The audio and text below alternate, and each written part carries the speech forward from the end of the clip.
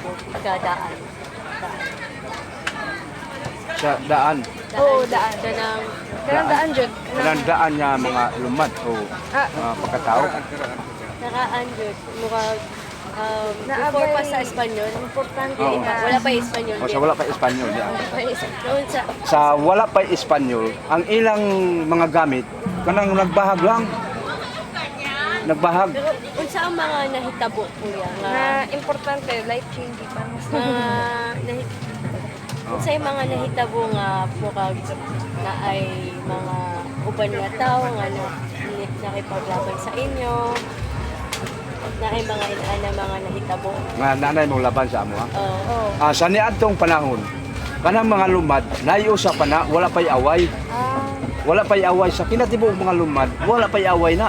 Ang ilang pangarap ni Adto sa panahon na, kanarang mga baboy nga iyalas, mga ang among palengke kanang sapa, maura na ang ilang trabaho.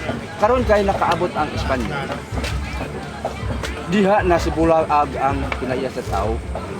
Oh, naingon ana ang sistema. O kining hapon, Sa Espanyol jud ang Espanyol gyud ang nakabuak sa kinatibuk kanya mga manunggo. Yung mga dumating na Amerikano. Oh, kay sa mga Amerikano. niya nag kining uban niya luman niya manubo nag-adto na nagkuyog sa naghimo og simbahan. Kining pud lumad niya wala naggusto sa simbahan, dili pud sila sa panubaran. Ilang gigunitan niya kanang ilang gigunitan niya panubaran mao kana ang original nga kinaiya sa mga kapabuhan namong yato. Ano ang inyong kwento? Ano ang mga tunggalian? So, mga dati, bago bugyan.